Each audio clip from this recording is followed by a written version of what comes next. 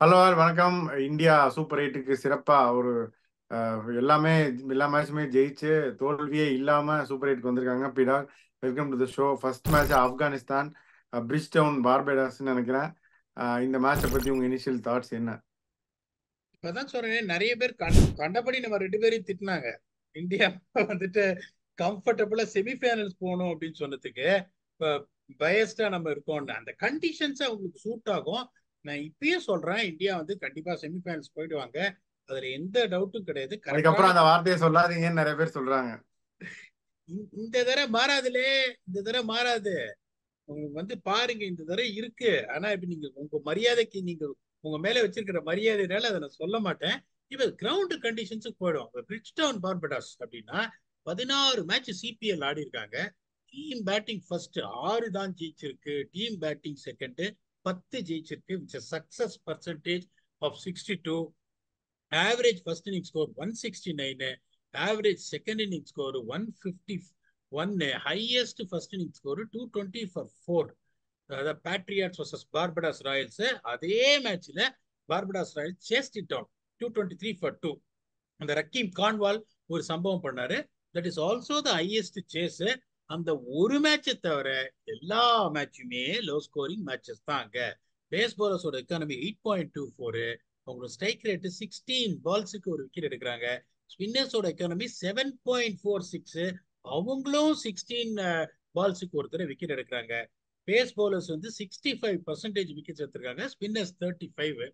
Team winning the toss of 13 out of 16 times. இப்ப சொல்லிட்டேன் எவ்வளவு மேட்ச் ஜெயிச்சிருக்காங்க பேட்டிங் செகண்ட்னு. So now rocket science. Only 44% of run scored in boundaries in middle overs. That is 7 to 15. பார்த்துக்கோங்க, அந்த new ball போச்சுன்னா அதுக்கப்புறம் கொஞ்சம் வந்து கஷ்டமா இருக்கும். Team scoring more runs than the other in power play. 11 out of 16 matches ஜெயிச்சிருக்காங்க. இங்க இந்த ஸ்டாட் நான் சொல்லி சொல்லி என்னோட நாக்கே தேஞ்சிரும். Team scoring more ones and twos from 7 to 20. 12 out of 16. ஒரு பக்கம் பயங்கரமா விண்டு வேற அடிக்கும், ஒரு பக்கம் நீங்க பால அடிச்சீங்கனாலே இப்படி போய் கேட்ச் போயிடும். இந்த விண்டு ஃபேக்டர் ரொம்ப ஜாஸ்தியா இருக்கணும். இப்ப நான் சொன்ன 169 average first inning score, 151 average second inning ஸ்கோர்னு இந்த T20 வேர்ல்ட் கப்ல என்ன இருக்குன்னு பாருங்க. ஒமான் வந்து 109, நமீபியா ஆல்சோ 109 சூப்பர் ஓவர். அதுக்கப்புறம் ஸ்காட்லாந்து இங்கிலாந்து மழையில போயிடுச்சு. ஆஸ்திரேலியா 164 தான் அடிச்சாங்க, ஒமான் 125. நமீபியா 155. ஸ்காட்லாந்து 18.3 ஓவர்ஸ்ல 157 ஃபார் 5. ஒரே ஒரு ஹை ஸ்கோரிங்னா Australia 201 for 7. England also replied only with 165 for 5. So the magic score is going to be 165 plus 170. அப்ப இங்கேயும் எங்க ஐபிஎல் மாதிரி 290 வராதா? வாய்ப்பு. நான் முதல்ல சொல்லும் போதே எல்லாரும் வந்து யோசிச்சாங்க, என்னடா இவர் இப்படி சொல்றாரு. இப்ப எல்லாருமே பாக்குறாங்க. குரூப் ஸ்டேஜ்ல 3 மேட்ச் தான் 200 பிளஸ் வந்திருக்கு. அது ஒண்ணு. இந்த இப்ப நம்ம சொன்ன இந்த ஆஸ்திரேலியா, இவங்களோட ஆஸ்திரேலியா, ஸ்ரீலங்கா இப்போ ஒரு 200 அடிச்சாங்க. ஸ்ரீலங்கா வந்து நெதர்லாண்ட்ஸோட ஒரு 200. அவன் நெதர்லாண்ட்ஸ் அப்படியே செத்து போயிட்டாங்க, அவங்களுக்கு இதுவே கிடையாது. அதுக்கப்புறம் இன்னைக்கு வந்து இந்த நிக்கலஸ் பூரன் பண்ண சம்பவம், அந்த ஒரு ஓவர்ல 36. இந்த 3 மேட்ச் தான் இவ்வளவு குரூப் ஸ்டேஜ் மேட்சஸ்ல 200 பிளஸ் வந்திருக்கு. அதே மாதிரி பாருங்க, பேட்டிங் ஃபர்ஸ்ட் வந்து 158 ஆவரேஜ் ஸ்கோர் இந்த வருஷம் T20 வேர்ல்ட் கப்ல. Batting second only 144. இந்த 175 நீங்க எப்படி அடிக்கணும்னா, இங்க பவர் பிளேல 47 வந்துடணும். 47ன்றது ஐபிஎல்ல வந்து 66க்கு சமம். 47 சொல்லவே மாட்டேன், 40 38. அதுக்கப்புறம் ஒரு 28 ஃபார் 1, 10 ஓவர்ல 78 ஃபார் 2. அதுக்கப்புறம் ஒரு 45 ஃபார் 2. ஜாக்கிரதையா ஆடணும் இந்த பேஸ்ல. 9 ரன்ஸ் அண்ட் ஓவர் வந்துடும். 2 விக்கெட் கொடுத்தா பரவாயில்ல. Tax you to 120 for 4. 120 for 4 one settle batsman 55 வந்ததுன்னா, 175 வந்ததுன்னா மேசிவ் சான்ஸ் ஜெயிக்கிறதுக்கு. இந்தியா எனக்கு தெரிஞ்சு I don't see them experimenting. ஏன்னா அக்ஷர் பட்டேல் இப்ப எல்லாரும் பேசிட்டு இருக்காங்க, குல்தீப் யாதவ் வரணும். குல்தீப் யாதவ் உள்ள வரணும்னு யாருக்கு பதில வரணும்? ஒன்னு சிராஜுக்கு பதில வரணும், இல்ல அக்ஷர் பட்டேல் பதில வரணும். Axar Patel has been exceptional with both bat and ball. Has been economical as well with the ball. Siraj பாத்தீங்கன்னா he is the one who is allowing Bumrah to bowl more overs in the middle overs in the death overs. சிராஜையும் எடுக்கக்கூடாது. So the playing 11 should be Rohit Sharma, Virat Kohli, Rishabh Pant, Suryakumar Yadav, Shivam Dube, Hardik Pandya, Ravindra Jadeja, Axar Patel, Arshdeep Singh, Mohammed Siraj and Bumrah. இங்க வந்துட்டு unchanged நீங்க team போவாங்கன்னு சொல்றீங்க India. அதேதான், நல்லா ஜெயிச்சிட்டோம், இது எதுக்கு மாத்தணும் அப்படின்னு அன்சேஞ்சா போயிருவாங்கன்னு சொல்றீங்க. எல்லாரும் வேலையை செய்யறாங்களே சார். இப்ப ஆனஸ்டா வேலை செய்யாத ஆள் யாரு? கோலி. அவர் அடிக்க போறாரு, அதுல ஒண்ணும் சந்தேகமே கிடையாது. இப்போ சிவம் தூபே பத்தியும் இவரை பத்தியும் சொன்னோம், சூரியகுமார் யாதவ் பத்தியும். அவங்களும் ஃபார்முக்கு வந்துட்டாங்க. ஜடேஜாக்கு சான்ஸே கிடைக்கல பெருசா. போலிங்கும் போடல, ஒரு மேட்ச் தான் பேட்டிங் வந்தது, அது அவுட் ஆயிட்டாரு பாவம். சான்ஸ் கிடைக்கல. Siraj is exceptional, Harshdeep Singh is exceptional. நீங்க எதுக்காக கை வைக்கணும்? தேவையில்லை. ஆப்கானிஸ்தானோட ஆட போறீங்க, சப்கான்டினென்ட் டீமோட. அது மாதிரி நீங்க இந்த நமக்கு விண்டு சொன்னீங்களே, விண்டு பயங்கரமா மூவ்மெண்ட் எல்லாம் இருக்குமே நியூ பால்ல. ஹர்ஷ்தீப்புக்கும் சரி சிராஜுக்கும் பயங்கர மூவ்மெண்ட் கிடைக்குமே விண்டு அப் ஃப்ரண்ட். சைடு சைடு இந்த பக்கம் அடிக்கும், அப்படி அடிக்காது. பிச்சோட சைடு வேஸ் அடிக்கிறதுனால சிராஜ் மாதிரி ஒரு ஆளர் போட்டோன்னா உயிர் உள்ள வரும். அது நீங்க விண்டு நீங்க யூஸ் பண்ணி எப்படி கொடுக்குறீங்க போலிங்ன்றத பொறுத்து இருக்கு. சிராஜ் எப்படின்னா உங்களுக்கு அப்படியே குவைட்டா இருந்துட்டு 4 ஓவர்ல 5 விக்கெட் எடுக்கிற ஆளு சிராஜ். அவர் எப்படின்னா பெருசா இம்பாக்ட் கிரியேட் பண்ண மாட்டாரு. ஒரு மேட்ச் எப்படின்னா இந்த ஸ்ரீலங்கா இலங்காவோட எல்லாம் வந்து 10 ஓவர்ல ஆல் அவுட் பண்ணாங்க பாருங்க, அந்த 6 விக்கெட். மாதிரியான ஆளு. ஆமா. அப்புறம் அந்த வேர்ல்டு கப்ல பண்ணாரு பாருங்க இது ஸ்ரீலங்காவோட, அப்படிப்பட்ட ஆளுங்க போது கேம் டிஃபைனிங் ஒரு போலருங்க போது அவர் மேல கை வைக்க கூடாது. பட் இவங்க போன தடவை நஜீபுல்லா ஜத்ரானை பத்தி சொன்னோம், நீங்க ஒரு கேள்வி கேட்டீங்க, ஹசரத்துல்லா சசாய் வந்து நீங்க ஆடணும்னு. அது ரைட். இது போன மேட்ச் நஜீபுக்கு பதிலா நஜீபுல் இப்பயும் அதான் சொல்றேன். நீங்க சொன்ன இது படி என்ன பண்ணணும்னா, also it is going to be right left combination. Hazratullah Zazai open பண்ணிட்டு நீங்க சொன்ன மாதிரி Ibrahim Zadran has to bat number 3. ஏன்னா விண்டு இந்த மாதிரி கண்ணாப்பினா நடக்குதுன்னா ஒரு சில சமயம் என்ன ஆகும், உங்களை கண்ட்ரோல் பண்ண முடியாம ball see movement off the wicket ஆகும் போது it's always an advantage to have a left right combination. அப்படின்றதுனால அவங்க எப்படி போகணும், போவாங்களா தெரியாது, ஆனா எப்படி போகணும் அப்படின்னா Ramanullah Gurbaz is going to open with Hasratullah Zazai. Number 3 is going to be Ibrahim Zatran, Gulbuddin Naib, Asmatullah Omarzai, Mohammad Nabi, Kareem Jannat, Rashid Khan, Noor Ahmed, Naveenul Haq and Fazal Haq Faruqi. So இப்போ இங்க பாத்தீங்கன்னா உங்களுக்கு வந்து அந்த first 10 ஓவர்ல 75 for 2, அதாவது first 6 ஓவர்ல ஸ்ட்ரைட்டா அக்ரஷன் காமிச்சிட்டு அதுக்கப்புறம் கன்சாலிடேட் பண்ற டாப் 4 யாரு? இங்க ரோஹித் சர்மா பெரியப்பா வந்து ஒரே கியர் தான், அவர் வந்து இதெல்லாம் அடங்கலாம் மாட்டார், அப்படியே தான் ஆடுவாரு. இப்ப கோலி வந்துட்டு இந்த சுச்சுவேஷன் தகுந்த மாதிரி 3 ஃபெயிலியர் டேக் இட் பர்சனலி. அதனால வந்துட்டு இவள் ட்ரை என்ன கன்ஸ்ட்ரக்ட் இன்னிங்ஸ் பண்ணிட்டு ஒரே கியரு. சூரியகுமார் யாதவ் ஒரே கியர் தான். இங்க பாத்தீங்கன்னா குர்பாஸ் ஒரே கியரு. நம்ம சொல்ற சேஞ்ச் அவங்க பண்றாங்களான்னு தெரிய. அந்த ஹசரத்துல்லா சசாய் வந்து ரொம்ப டிஸ்ட்ரக்டிவ் பிளேயர், பின்னிடுவார் லெக் சைட்ல எல்லாம், அவரு இஸ் டிஸ்ட்ரக்டிவ். அதுக்கப்புறம் Ibrahim Zadran is brutal class என்னை பொறுத்த வரைக்கும். One of the technically correct player. Gulbadin Naib is also very good player அப்படின்றதுனால அங்க பாத்தீங்கன்னா only the big names that is there. இங்க பாத்தீங்கன்னா இவங்களும் வந்துட்டு ரொம்ப நல்லா ஆடக்கூடிய ஒரு top 4 provided they get Hazratullah Zazai. ஒரு 0.1% எட்ஜ் அவங்களுக்கு கொடுப்பேன். ஏன்னா they are coming back from terrible pitches in New York. This pitches they will ரிலேஷ் it even though it's not going to be easy. அதுக்கப்புறம் 12-20 அப்படின்னு பாத்தீங்கன்னா சிவம் Dube that would have given him world of confidence last match. Pandya is always Pandya. Jadeja வந்துட்டு சான்ஸே கிடைக்கல, but Jadeja has been phenomenal in IPL. Axar Patel சூப்பராக ஆடக்கூடிய ஒரு capacity.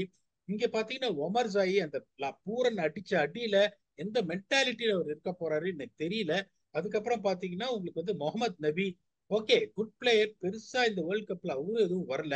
Karim Janat can bat, Rashid Khan can bat போது அந்த எட்ஜும் இந்தியாவுக்கு இருக்கு. அதுக்கப்புறம் பாத்தீங்கன்னா இந்த மாதிரி ஒரு பிச்சில் உங்களுக்கு வந்து மிடில் ஓவர்ஸ் ஸ்ட்ரைஃபில் பண்றதை விட இந்த பவர் பிளே ஸ்ட்ரைக் பண்ற எபிலிட்டி அப்படின்னு பாத்தீங்கன்னா இங்க ஒன்லி ஃபசல் ஃபருக்கி. அதுக்கப்புறம் Naveenul Haq is not a power play bowler even though is a very good bowler who comes into the picture இந்த மிடில் அண்ட் டெத் ஓவர்ஸ். அங்க பாத்தீங்கன்னா சிராஜுக்கு இந்த மாதிரி situation conditions will release. Bumrah பத்தி நான் சொல்ல வேணாம், அக்ஷர் பட்டேல் கை சுத்தினாலே விக்கெட் விழுது. Pandya is also picking wickets off the pressure that is been put by the support bowlers. அப்படின்றதுனால அந்த எட்ஜ் மேசிவா இருக்குன்றதுனால தப்பா நினைச்சுக்காதீங்க. இந்தியாவில் கோ வித் எட்ஜ் ஆஃப் 90-8. இதை ஒத்துக்கிறீங்களா இல்லையா? நான் ஒத்துக்கிறேன். நீங்க அது இந்தியா தான் ஜெயிப்பாங்க. நீங்க அது நம்பரா நீங்க அதை எப்படி கன்ஸ்ட்ரக்ட் பண்ணாலும் ஓகே தான். இந்த மேட்ச் இந்தியா ஜெயிச்சிரும் பீடா. உங்களுடைய ஃபேண்டசி பிக்ஸ் என்னென்ன? நிறைய பேர் சொல்லுவாங்க இந்த மாதிரி எட்ஜ் நான் ஒரே ஒரு தடவை தான் இந்த மாதிரி எட்ஜ் கொடுத்தேன். செமிஃபைனல்ஸ்ல வந்துட்டு நியூசிலாந்து வர்சஸ் இந்தியா அந்த வான்கடையில இவ்வளவு பெரிய எட்ஜ் கொடுத்தேன். அதுக்கப்புறம் இவ்வளவு பெரிய எட்ஜ் இப்பதான் நான் கொடுக்குறேன். ஒரு ரீசன் அந்த பிச்சு வந்து கொஞ்சம் ஸ்லோ பிச்சு, எடுத்தோடனே கொஞ்சம் அலையும், அதுக்கப்புறம் ஸ்லோ டவுன் ஆகுன்றதுனால இந்த பேட்டிங் ஆடக்கூடிய கெப்பாசிட்டி அந்த பிச்சில் இந்தியாவுக்கு எக்ஸ்பீரியன்ஸ் நிறைய இருக்கு. அதே மாதிரி bowlers can also shine. Even though they got some two quality spinners, that is Rashid Khan and Noor Ahmed, ஸ்பின்னை வச்சால நீ இந்தியாவை பயமுறுத்தவே முடியாதுன்றதுனால இந்த எட்ஜை கொடுக்குறேன். என்னோட நம்ம ஆளுங்களை ஸ்பின் ஃபேண்டஸ் சோக் பண்ணிட முடியாதா? இந்தியா சார், சிவம் துபேல நீங்க ஸ்பின் சோக் பண்ண முடியாது. You will release batting spin. அதனால உங்களுக்கு வந்துட்டு பாண்டியாவும் அடி டப்பு டிப்புன்னு அடிச்சுடுவாரு. ரெண்டு லெஃப்ட் ஹேண்டர்ஸ் இருக்காங்க கீழே. ஸோ இன்னொன்னு தெரிஞ்சுக்கோங்க, நம்ம சொல்றோம் வந்து அசரத்துல்லா சசாயை ஆடணும்னு, அவங்க ஆடுவாங்களான்னு தெரியாது. They got Najibullah Zadran with only left hander and India is going to go. இன்னும் அதையும் யோசிப்பாங்க குல்தீப் யாதவ் மாத்துறதுக்கு. இங்க இருக்கிறது வந்து ஒருவேளை அவங்க வந்து they will stick on with நஜீபுல்லா ஜத்ரானே நீங்க வச்சுக்கோங்க. they got just one left hander in the top 8. one left hander in the top 8 இருக்கிறதுனால there is no rocket science to go with two left arm spinners, which is going to be very very difficult. ஏன்னா ஆப்கானிஸ்தான் நிறைய power hitters கிடையாது. அதனாலதான் இவ்வளவு பெரிய edge கொடுக்குறேன். இந்த வென்யூல அப்படின்னு பாத்தீங்கன்னா என்னோட 6 பிக்ஸ் பாத்தீங்கன்னா கோலி வந்து ஒரு பசியில இருப்பாரு, திருப்பியும் ஃபெயில் ஆவாரா. Cricket is a funny game, but I put my money on him. Pant என்னமோ அடிப்பார்னு எனக்கு தோணுது. பும்ராவை நீங்க விடவே முடியாது. ஹர்ஷதீப் சிங் வந்து லெஃப்ட் ஆர்ம் ஃபாஸ்ட் பவுலர் அப்படின்றதுனால ஒரு டெஃபினட்டா ஒரு எட்ஜ் இருக்கும். ரஷீத் கானி நீங்க விட முடியாது, 4 ஓவர் போட்டுருவாரு, பேட்டிங் வருவாரு. இந்த Gulbadin Naib is also showing lot of கேரக்டர்ன்றதுனால என்னோட இப்படின்னு அவரோட 6 பிக் பாத்தீங்கன்னா விராட் கோலி, ரிஷப் பண்ட், ஜஸ்பிரீத் பும்ரா, ஹர்ஷதீப் சிங், ரஷீத் கான் அண்ட் குல்பதீன் நைப். நீங்க முகமது சிராஜோட ஆரம்பிச்சிருங்க. சிராஜ் கண்டிப்பா ஆடினா சிராஜ் கண்டிப்பா ஃபேண்டசி பிக்ல இருப்பார். கெட் குட் பர்ச்சேஸ் அப்படின்னு நான் நினைக்கிறேன் இந்த மேட்ச்ல. ஸோ அதனால நம்பர் 1 வந்து சிராஜ். பும்ரா நீங்க ஆல்ரெடி சொல்லிட்டீங்களே, பும்ரா, ரிஷப் பந்த், கோலிலாம் சொல்லிட்டீங்க. ஸோ சூரியகுமார் யாதவ் நான் சொல்றேன், கண்டிப்பா ஒரு பெரிய ஸ்கோர் அடிப்பாரு அப்படின்னு நான் நினைக்கிறேன் இந்த பிச்சில். அக்சர் பட்டேல் சொன்னீங்களா? இல்ல, அக்சர் ஆடினா கண்டிப்பா அக்சரையும் எடுத்துடலாம். ஸோ அவரும் வந்து பவுலிங்கும் போடுவார், பேட்டிங்கும் வரும்னு நான் நினைக்கிறேன். ஸோ இந்த 3 பேர் இந்தியாவில். அந்த சைடு ரஹ்மானுல்லா குர்பாஸ், ஏன்னா வந்து is one of the leading run scorer. போன மேட்ச் டக்கு வெஸ்ட் இண்டீஸோட, but tournament top run scorer லிஸ்ட்ல அவர் இருக்காரு. ஸோ ரஹ்மானுல்லா குர்பாஸ் கண்டிப்பா. அதுக்கப்புறம் நவீனுல்லக்கு நீங்க சொன்னீங்க அந்த ஸ்லோ பால் கட்டெல்லாம் போடுவாருன்னு சொல்லிட்டு, அதுக்காக சொன்னீங்க. ஸோ அந்த நவீனுல்லக்க நான் எடுக்கிறேன். ஏன்னா especially if Afghanistan bowl first டெத்தில் அவர் தான் போடுவார். அடிக்க பார்த்து 1 விக்கெட் 2 விக்கெட் கண்டிப்பா வரும். Fazalhaq Farooqi are very very bad and forgettable match, but அவரும் அந்த டாப் விக்கெட் டேக்கர் லிஸ்ட்ல இருக்கனால அவரையும் விட முடியாது. ஸோ இவங்களாம் தான் என்னுடைய பிக்ஸ் விடாக்.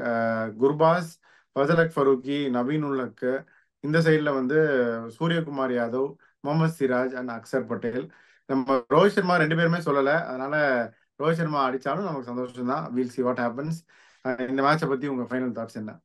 இப்ப ரொம்ப சிம்பிள். உங்களுக்கு இப்ப ஆப்கானிஸ்தான் எப்படி போகணும், bad first.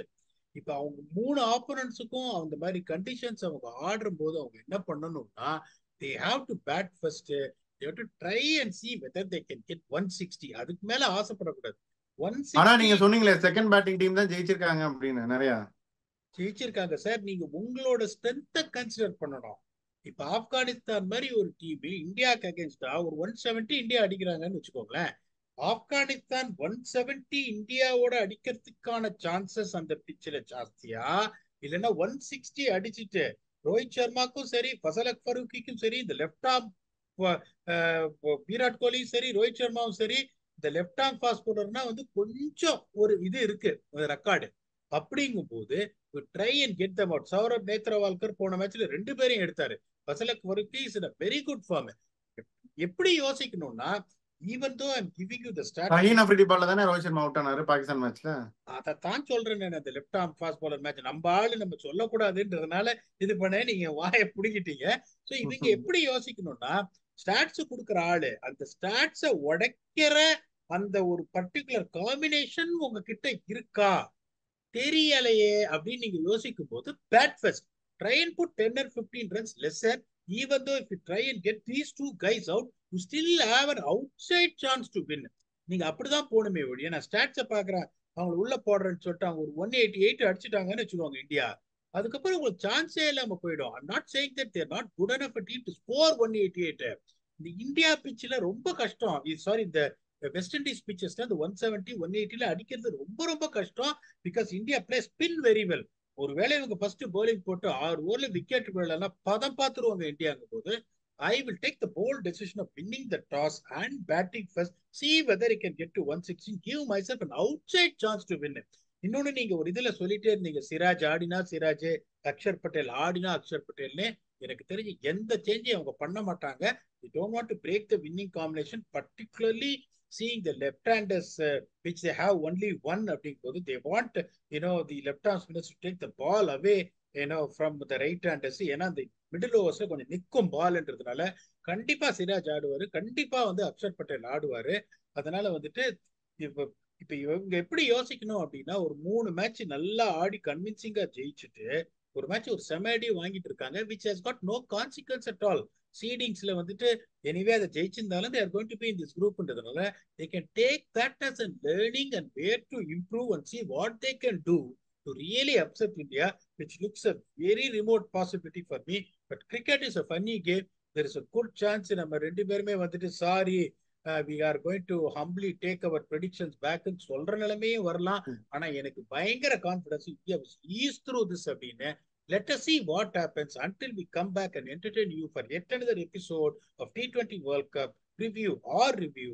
Thanks a lot and bye-bye.